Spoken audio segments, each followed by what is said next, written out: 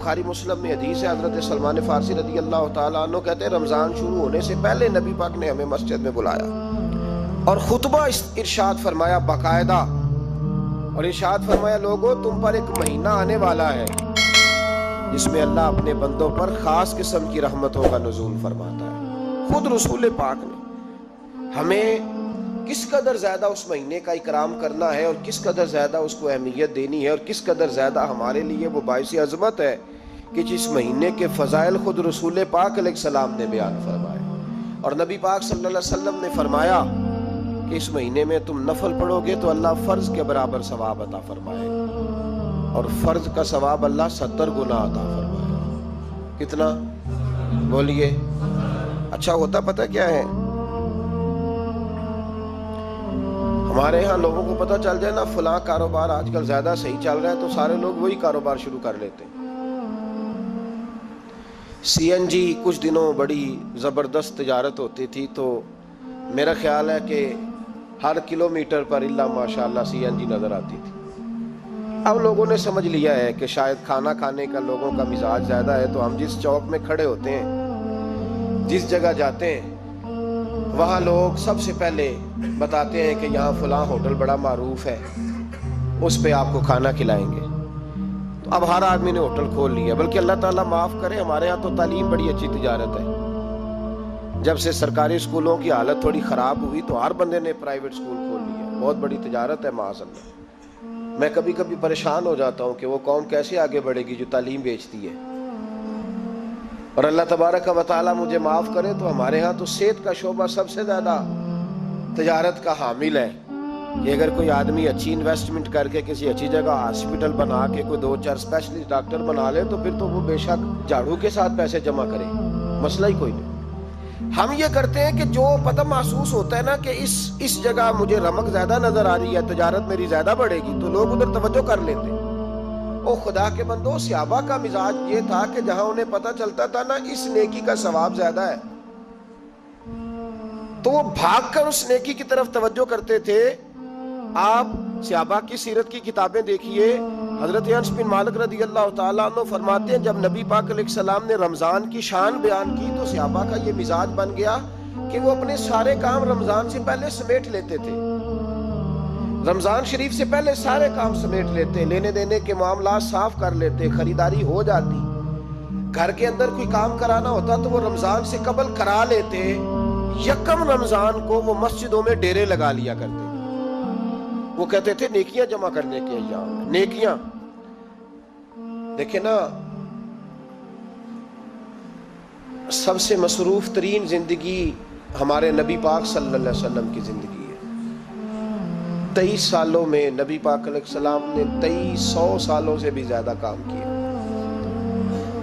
بڑا مصروف وقت تھا حضور کا، بڑا مصروف۔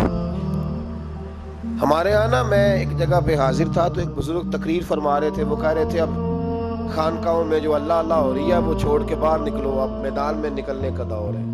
تقریر ختم ہوئی تو میں نے کہا حضرت ناراض نہ ہوئیے گا، ویسے کون سی خانقاہ میں اللہ اللہ ہو رہی ہے جہاں سے آپ باہر نکالنا، تو دور ہی گزر گیا اللہ اللہ کرنے کا، اب تو لنگر شنگر چل رہا ہے خانقاہوں میں، یا باتیں شاتیں ہو رہی ہیں، کیلو کال کی دنیا ہے، مستی اور حال کی تو کب سے چلی گئی، کم باذن اللہ جو کہتے تھے وہ رخصت ہو گئے، خانقاہوں میں مجاور رہ گئے یا گور کن۔ اب تو کہاں، اب کس کو آپ کہہ رہے ہیں کہ اللہ اللہ چھوڑ کے باہر آؤ، کون اللہ اللہ کر رہا ہے، اللہ ماشاءاللہ ہے، حال ہی کوئی نہیں۔ اسلام فقط اللہ اللہ کا مذہب نہیں، نبی پاک صلی اللہ علیہ وسلم نے کہا لا رہبانیت فی الاسلام، میرے اسلام میں رہبانیت کا کوئی حصہ نہیں۔ ایک آدمی جا کے صرف مسجد میں بیٹھ جائے، حقوق سارے چھوڑ دے، بال بچوں کو بھول جائے، اسلام اس کی حوصلہ افزائی نہیں کرتا، حوصلہ شکنی کرتا ہے۔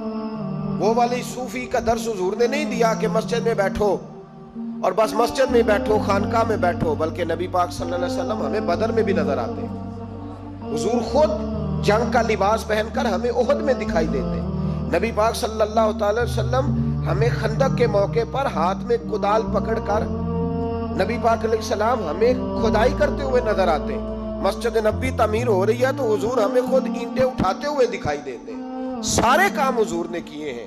لیکن میرے بھائی یہ یاد رکھو، اگر بدر میں جانا میرے نبی کی سنت ہے تو غار حرا میں چپ کر کے بیٹھ کے اللہ اللہ کرنا یہ بھی میرے نبی کی سنت ہے صلی اللہ تعالی علیہ وسلم. اگر احد میں، خندق میں، حنین میں میدان میں رہنا حضور کا طریقہ ہے تو غار ثور میں 3 دن اللہ اللہ کرنا بھی نبی پاک کا ہی طریقہ ہے. اگر سارا دن تبلیغ کرنا حضور کا طریقہ مبارکہ ہے تو ساری رات مصلی پہ کھڑے رہنا.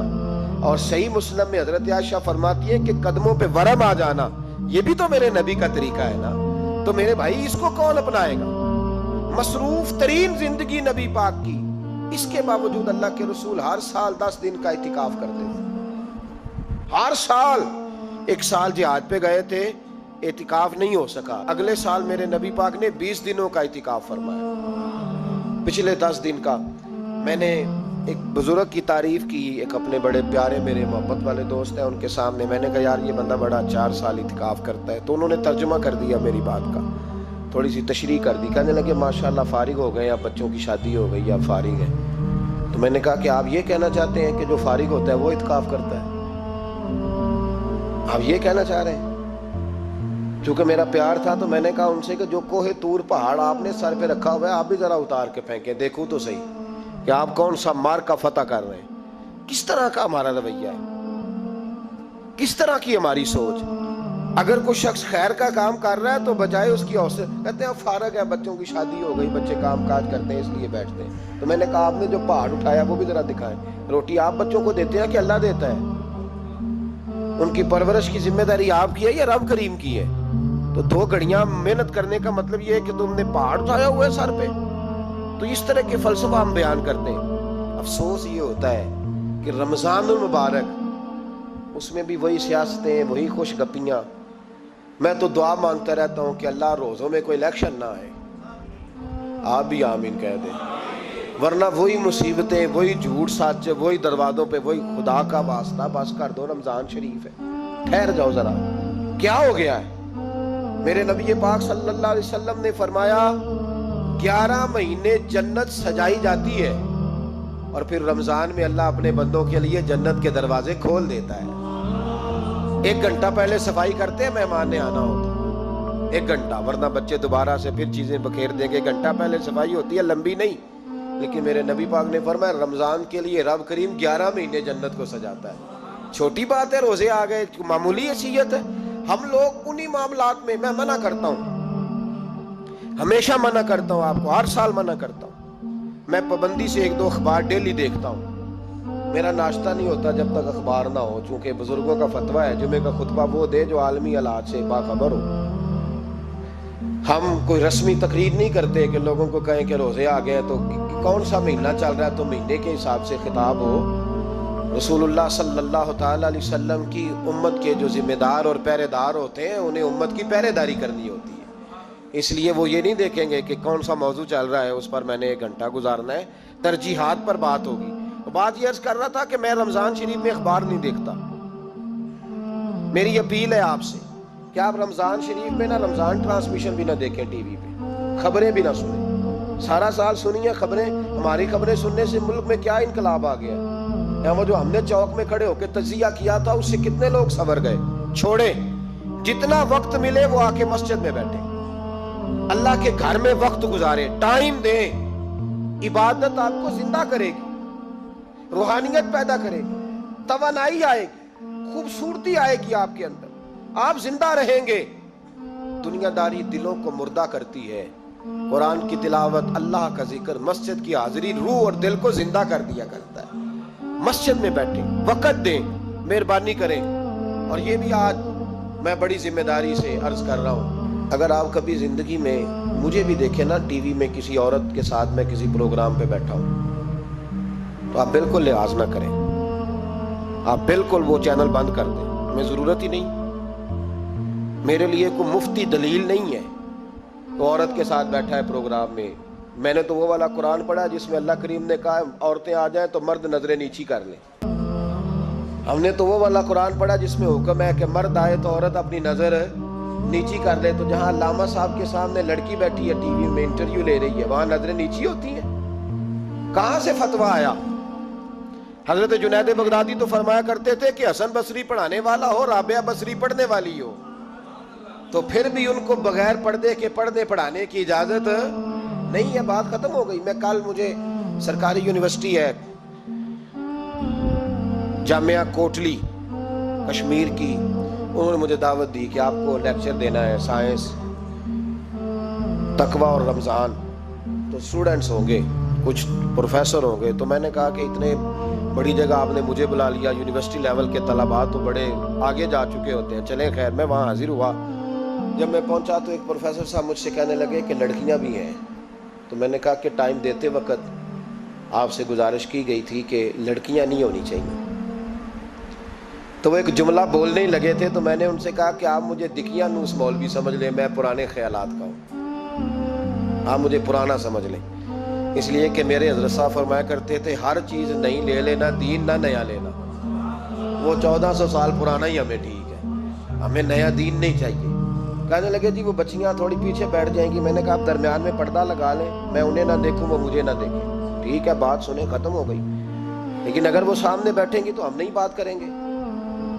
تو وہ چونکہ پی ایچ ڈی لیول کے لوگ ہوتے ہیں, زیادہ پڑھے ہوتے ہیں, دلائل دینے کی کوشش کی. تو میں نے کہا میں دلیل نہیں سنتا, میں سنتا ہوں یا اللہ کا قرآن یا مصطفیٰ کا فرمان. تو آپ مہربان. لیکن انہوں نے ضد نہیں کی, بڑے اچھے لوگ تھے. انہوں نے کہا جی ٹھیک ہے لڑکیاں نہیں بیٹھیں گی.